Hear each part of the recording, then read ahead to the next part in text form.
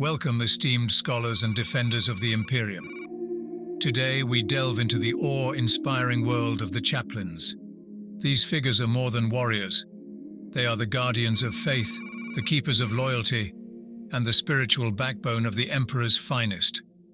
In the grim darkness of the 41st millennium, where the survival of humanity teeters on the edge of a knife, the chaplains serve as beacons of the Emperor's light, guiding and inspiring their brothers through the most trying times.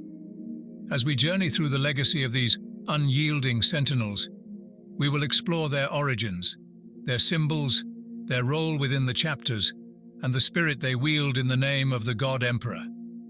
The chaplain is the Astartes' heart and fury. They balance war and devotion, righteous zeal, and the grim reality of eternal battle.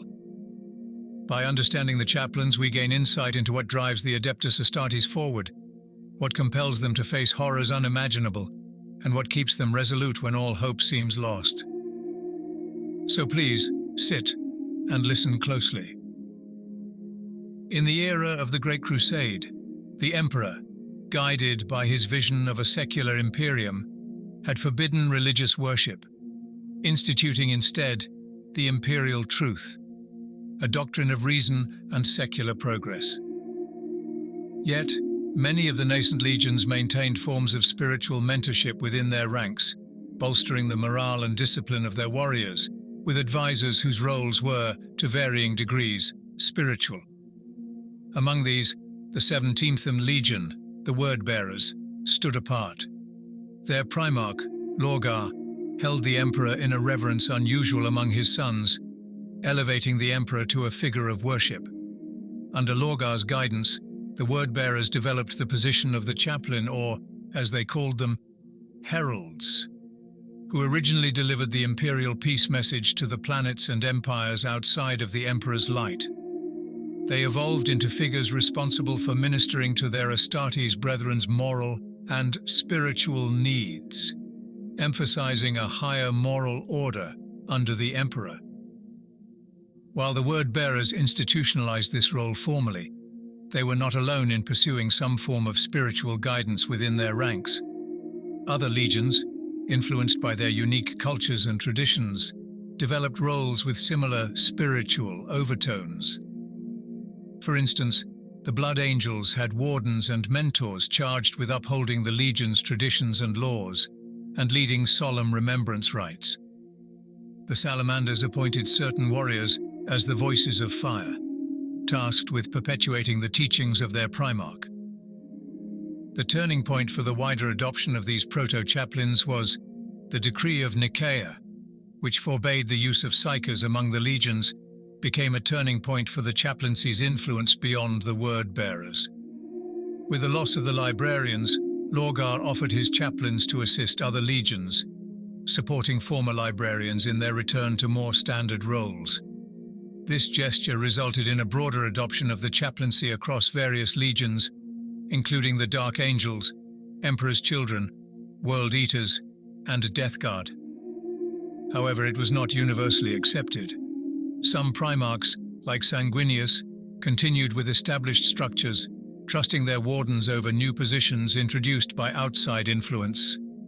Thus, the chaplaincy's roots stretched deeply into the legionary era, where it emerged from the unique spiritual vision of Lorgar and spread across the legions, each adapting the role to serve its own ethos and needs.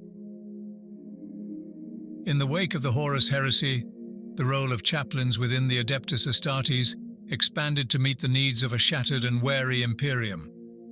Where once they served as moral guides and enforcers of doctrinal purity, chaplains became essential to the spiritual health of each chapter, ensuring their loyalty and vigilance amidst the uncertainties that followed the heresy's devastation. Yet the very intensity of this loyalty laid the groundwork for the heresy. In the aftermath, the Second Founding saw the legions fractured into smaller chapters, manageable for command and security.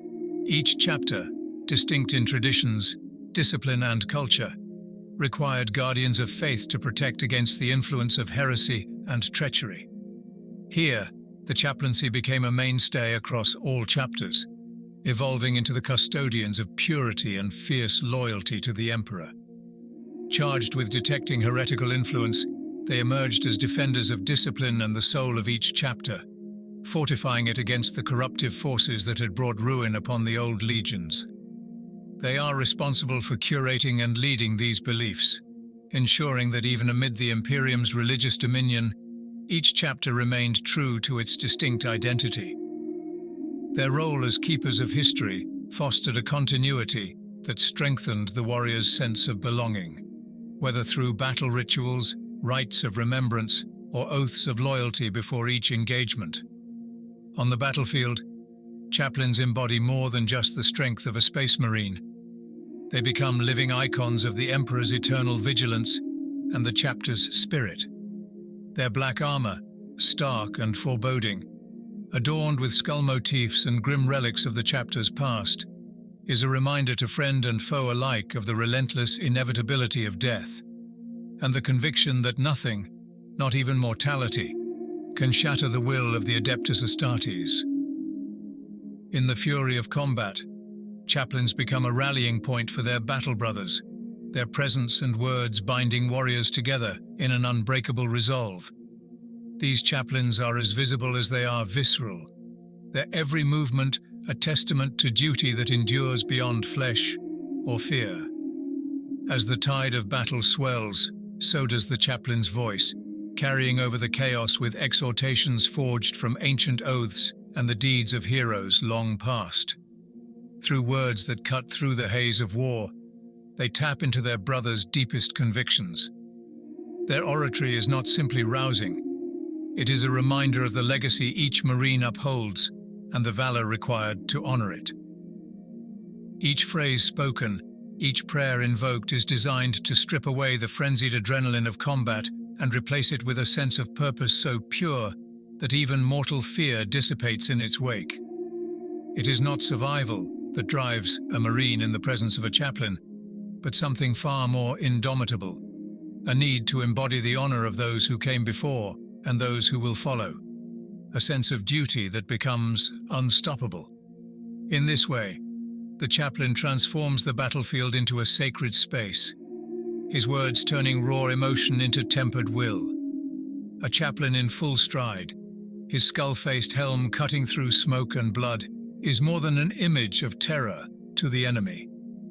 It is a manifestation of faith made flesh.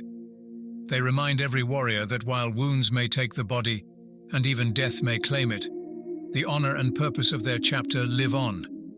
He is a living relic, a reminder of the sacrifices that built the chapter's legacy, and the unbreakable line that binds each Marine to their brothers, past, present, and future. Of course, every chapter is different now. While many share similarities, the internal rituals, the culture, and even the gene seed dictate how brother Marines work and interact. This has caused many chapters to treat their chaplains differently from one another. For example, the Blood Angels chaplains serve as sentinels and mitigators of their chapter's genetic curse that afflicts all the sons of Sanguinius. In these roles, Blood Angels chaplains have a dual responsibility that extends far beyond that of their counterparts in other chapters, for they must inspire faith and valor while vigilantly watching over their brothers' psychological and genetic well-being. The red thirst, the bloodlust rooted in the genetic flaw of Sanguinius himself, is a force that every Blood Angel feels, a primal hunger for battle and blood that threatens to strip away reason and humanity. As the spiritual anchors of the chapter, they work tirelessly to channel this drive into a more controlled and productive outlet, reminding each Blood Angel that they are warriors of honor and duty. Through rites of penitence, focused meditation, and carefully crafted rituals, chaplains mitigate the red thirst, providing ways for their brothers to confront the bloodlust without succumbing to it. They remind their brethren that they fight for the legacy of Sanguinius, who bore the red thirst, yet remained a paragon of nobility and self-control. It is this balance that the chaplains continually cultivate among the ranks, instilling in each Blood Angel a level of discipline that not only preserves their warrior's honor, but also protects the chapter from the risk of degradation into madness. But the Black Rage, the far more severe of the chapter's twin afflictions, brings the most responsibility to the chaplains. Upon being overtaken by the rage, the Marines believe themselves to be Sanguinius, reliving his final moments in battle against Horus. The afflicted Marine experiences an overwhelming surge of rage and despair, driven by the vision of his Primarch's death. In the throes of this curse, a Blood Angel and their successors become a force of blind fury, yet are rendered all but irretrievable from the precipice of madness. Once overtaken, a Marine cannot return to his previous role within the chapter. For the afflicted, the only path left is to die honorably in battle, a fate that falls under the purview of the chaplains. Chaplains are tasked with identifying those who succumb to the Black Rage and inducting them into the Death Company, where they will serve one final duty in battle before they fall. Within the Death Company, chaplains guide and direct these lost warriors, binding them with rituals that honor Sanguinius even as they march towards their deaths. In this, the chaplain is both shepherd and sentinel, channeling the despair and rage of the afflicted into a coherent and devastating force. Leading the Death Company is a duty unlike any other, for chaplains must reconcile the raw fury of the Black Rage with the tactical necessity of battle, using the lost warriors as a final instrument of destruction against the Emperor's enemies. The chaplain of the Death Company, often figures like Reclusiarch Lematis, fights among these doomed Marines, directing their wrath while ensuring that their last moments honor Sanguinius and the chapter. Of course, like other chapters, they are the keepers of the ancient traditions and ceremonies, each one preserved from the days when Sanguinius himself walked among his sons. These chaplains lead their brothers in rites of remembrance, penance, and reflection, continually nurturing the chapter's spiritual identity.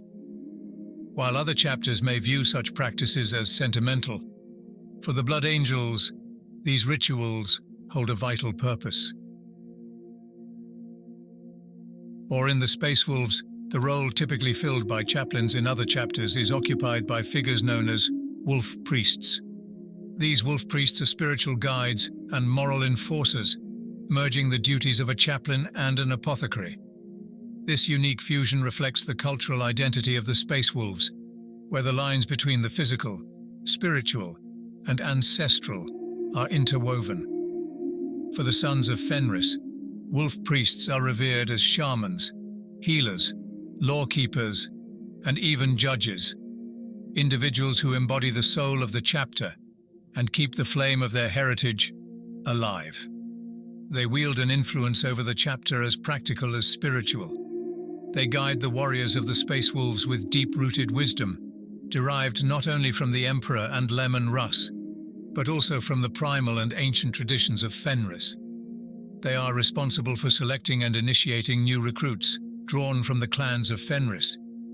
As such, they are the first touchstone for these young warriors, imparting the teachings of Russ, the reverence for Fenrisian culture, and the ancient sagas that form the heart of Space Wolf identity. A wolf priest's presence is vital in imbuing these initiates with the legends and virtues of the chapter, ensuring that the traditions of Fenris are preserved across generations. Once recruits have proven their worth and survived the grueling transformation into Astartes, it is the wolf priest who administers the chapter's genetic enhancements, overseeing the delicate balance that allows a Fenrisian to endure the physical and mental challenges of becoming a space marine. This responsibility requires a mastery of both genetics and ritual. For the Canis Helix, the genetic legacy unique to the Space Wolves carries a unique and powerful danger. If the transformative process is not carefully managed, the recruit risks devolving into a monstrous creature known as the Wulfen, consumed by animalistic rage. It is the role of the wolf priest to stand as the final barrier between brotherhood and the abyss, guarding the sanctity of the chapter's lineage and preventing this genetic curse from overtaking his kin. Rather than offering liturgies or formalized battle prayers, They inspire their warriors through sagas, war chants, and the retelling of legendary feats. In the heat of combat, a wolf priest's voice is raised not in sermons, but in the booming recitation of ancient stories, tales of Leman Russ, the All-Father, and the great battles that shaped the chapter. These war chants are filled with the fire of Fenris and stir the hearts of their brothers, drawing out the primal strength that defines them. A wolf priest does not demand reverence. He inspires loyalty through shared bonds of blood and tradition, reinforcing that each battle fought continues their chapter's enduring saga. If you are fortunate, or perhaps unfortunate, enough to see the grim visage of a chaplain, you will witness them clad in armor considered relics, revered and preserved through the ages, a symbol as much as a weapon. These suits, many hundreds or even thousands of years old, embody the spirit and traditions of the chapter and stand as mobile shrines, carried into battle as icons of devotion. Crafted in ominous black, the armor of the chaplain is adorned with sacred tokens and symbols of dedication, often bearing purity seals and devotional pendants, each marking a moment of faith, a hard-won victory, or a solemn vow. Winged skulls, the imperial aquila, and other chapter-specific icons emblazon the armor, uniting the chaplain's identity with the emperor's will, and reminding all who behold them, friend and foe alike, of the eternal fight they carry forth. The faceplate of the chaplain's helmet, fashioned into the likeness of a death's head, serves a dual purpose. Its skull visage strikes fear into the heart of the enemy, a memento mori proclaiming the certainty of death for all who oppose the emperor's servants. To the chaplain's brothers, however, this visage is an object of awe and reverence, a reminder of the emperor's eternal vigilance. Along with the skull helm, you will almost always see chaplains with one of the most sacred items in their regalia, the Crozius Arcanum, their staff of office. This staff is both a weapon and a symbol, often topped with the imperial aquila or a winged skull, and embodies the authority and sanctity of the chaplain's role. In ritual, the Crozius is wielded to honor the emperor. In battle, it becomes an instrument of divine wrath. The staff's potent energy field grants it the power to break through armor with ease, striking down foes in bursts of searing light, each blow resonating with the faith of the chaplain. For the chaplain, war itself is a holy act, and his Crozius is not merely a weapon, but an extension of his devotion, a tool through which he channels the righteous fury of the emperor. In battle, chaplains are spiritual warriors, voices of faith amid chaos. Chosen from among the most zealous of their chapter, chaplains are exemplars of fervor, leading from the front and chanting the liturgies of battle as they wade into the fray. Each liturgy, each cry, exhorts their brothers to push harder, to strike truer, urging them to surpass themselves in service to the chapter and the emperor. The chaplain's exhortations are both a rallying cry and a reminder of their purpose. In his voice, they hear the echoes of the emperor's teachings, a call to greatness that drives each warrior to emulate the miraculous deeds of their primarch and the emperor himself. To follow a chaplain into battle is to partake in a living legend. For his battle brothers, each skirmish is an opportunity to aspire to the emperor's glory, to relive the valor of those who came before, and to prove themselves worthy of the legacy they uphold. The chaplains are not priests in the traditional sense, nor do they hold themselves as holy men venerating the emperor as a deity, although some do. Instead, they are stewards of faith, discipline, and memory, forged as much by iron as by conviction and unyielding in their duty to their chapter and its warriors. In the bleak moments of battle, when the horrors of war weigh on even the iron resolve of a space marine, it is to the chaplain that his brothers turn, seeking an anchor in the storm. But it is in the moments of peace, brief and rare as they are, that the true significance of these chaplains is revealed. They serve as guides, offering a compass to keep even the most hardened warriors true to their values, virtues, and the legacy they uphold, ensuring that the chapter's spirit remains unbroken. They are men who embody strength, not just of body, but of principle. They do not flinch in the face of adversity, nor bend to circumstance. Where others find comfort in dogma, chaplains stand firm in their convictions, their laurels of honor unbowed by either crisis or temptation. They are keepers of the chapter's soul, the bearers of its memory, upholding the ancient traditions and ideals of their primarchs and the emperor himself. This responsibility weighs heavy on their shoulders, a burden they carry with unwavering dedication. All seek their wisdom, from the highest captains to the humblest initiates. A Space Marine captain, bearing the weight of command and facing impossible choices, will look to the chaplain for counsel. For these warrior priests possess insight that transcends battle tactics.